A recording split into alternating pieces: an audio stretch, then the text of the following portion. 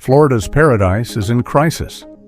From the beaches of Palm Beach to the skyline of Boca Raton, the dream of coastal living is collapsing, literally and financially. Tonight, we're going deep into a story that's rattling the entire Sunshine State. Thousands of condo owners blindsided by $30,000 to $50,000 special assessments.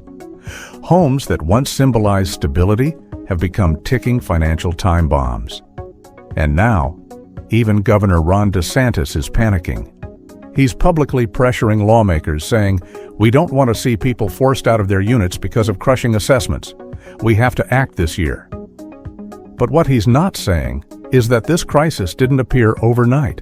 It was engineered by rushed policies, neglected buildings, and decades of short-term thinking. So tonight, we peel back every layer of Florida's condo collapse and what it reveals about the future of America's housing market. Let's go back to 2019. Palm Beach County was the model of stability. Median condo prices sat between $280,000 and $310,000. Annual appreciation, a healthy 4 to 6%, demand matched supply. Retirees, snowbirds, and professionals all coexisted in what seemed like an endless boom.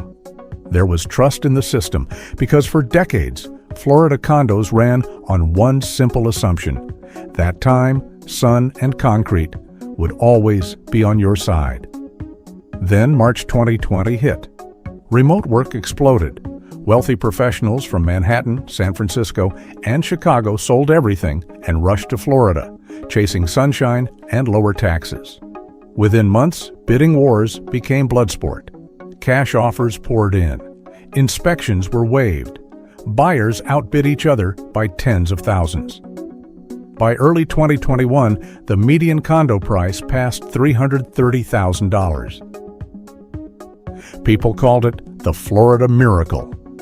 But what they didn't see were the cracks beneath the surface, cracks that had been forming for decades. June 24, 2021, Surfside. At 1:22 a.m., the Champlain Towers South collapsed, killing 98 people. That tragedy exposed what Florida didn't want to admit: aging buildings, deferred maintenance, boards kicking the can for decades. It wasn't an isolated disaster. It was a warning shot. Investigations uncovered hundreds of buildings statewide with similar issues: cracks in columns, corroded steel, exposed rebar. And for lawmakers, doing nothing was no longer an option. In 2022, Florida passed the Condo Safety Reform Act, requiring milestone inspections for every building over 30 years old and demanding fully funded structural reserves. No more deferrals, no more patch jobs. The deadline, December 31, 2024. It was meant to make buildings safer. Instead, it created a countdown to financial collapse. As 2024 drew to a close, condo boards faced a brutal choice: comply or collapse. To meet the reserve laws, most associations had to raise millions. They didn't have it, so they turned to owners, billing them $30,000, $40,000, even $50,000 per unit. One West Palm Beach waterfront building with 140 owners needed over $1 million in collective repairs. Another in Boca Raton faced bills that exceeded $60,000 per unit. Owners got letters that felt like eviction notices. Those who couldn't pay? They risked liens, foreclosures, or being legally barred from selling. By January 2025, Palm Beach County was in freefall. Inventory surged from 6,331 condos in 2024 to 7,249 listings in 2025, a 14% jump. In May alone, inventory rose 22% as desperate owners rushed to list. The median sales price dropped 2.9%, ending the county's 10-year streak of growth. And it didn't stop there. Behind those numbers are people, retirees on fixed incomes, young couples scraping by, and families who thought they'd made it.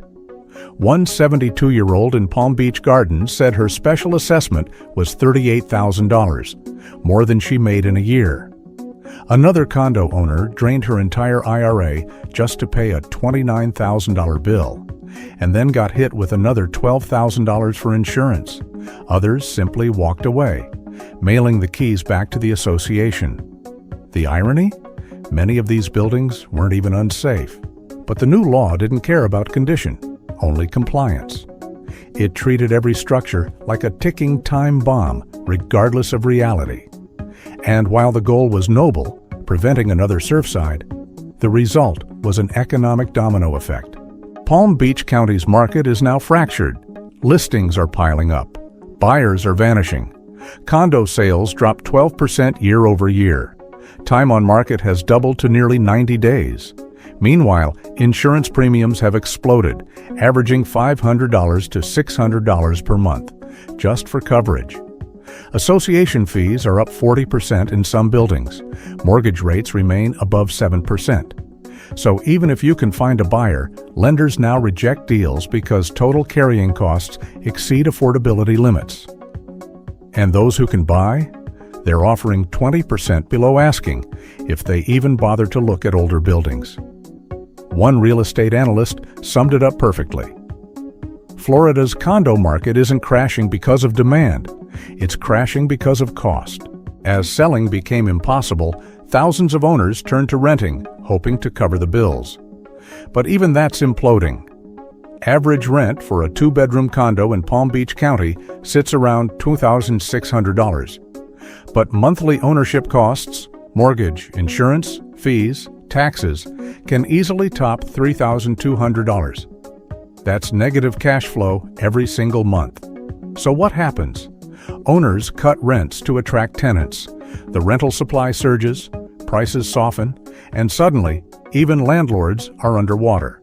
It's the same pattern that hit Cape Coral, where active listings are up 500% and home values are down nearly 20% in 3 years. Now, experts are warning that Palm Beach could be next. With public outrage building, Governor Ron DeSantis called for an emergency legislative session. He told lawmakers, "We want our condos to be safe, but we also have to make sure these measures are affordable and reasonable." But for thousands, that promise came too late. The December 31st deadline had already passed. Relief bills stalled in committee, and property owners were left holding the bag. The Florida Condo Board Coalition estimates over 20,000 units across South Florida are now at risk of default due to unpaid assessments. Banks are starting to flag loans tied to high-risk buildings, and credit agencies are warning investors. Florida real estate is no longer guaranteed safe. The damage goes far beyond Palm Beach. Broward, Miami-Dade, and Collier counties are feeling the same ripple. Realtors call it the silent recession. New development projects are stalling, insurance companies are pulling out, and the migration that once powered Florida's boom is slowing. In Palm Beach County, driver license exchanges, a key migration metric, fell 14% in the first quarter of 2025. Fewer new residents means fewer buyers. Fewer buyers means more listings. And more listings mean price cuts. The result? An oversupply crisis that no one at the top seems ready to admit. What started as a structural safety issue has now become an economic contagion. Here's the real kicker. Not everyone's losing. The rich? They're fine. Owners in new luxury high-rises can absorb the fees. They write six-figure checks, move on, and wait for appreciation to return. But the middle class? They're being erased from the map. We're witnessing a two-tier housing system where safety laws protect the wealthy and destroy everyone else. Middle-income owners in aging 1970s and 1980s buildings face assessments larger than their annual salaries. They can't refinance, can't sell, can't rent, and can't stay. That's not just a housing problem, it's a social one. The Florida dream, work hard, buy a condo, live by the ocean, is fading into myth. So what happens next? Lawmakers are floating fixes, low-interest loans, extended timelines, partial exemptions for older residents. But even if those pass, the damage is done.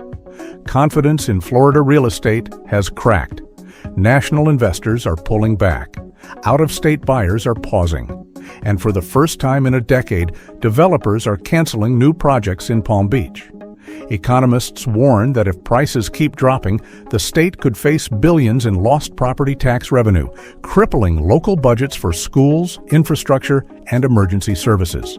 This isn't just a housing correction. It's the early stages of an economic realignment. What started as a moral mission to make condos safe became a case study in rushed reform. In trying to fix one tragedy, lawmakers accidentally set up another. Because in economics, safety without strategy isn't safety at all. It's self-destruction. And unless Florida rebalances, the same laws designed to protect lives could end up destroying entire communities. So here's the truth.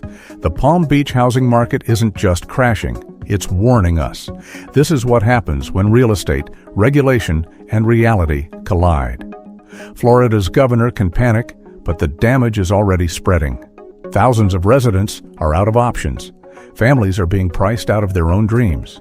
And the Sunshine State's biggest boom might soon be remembered as its biggest bust.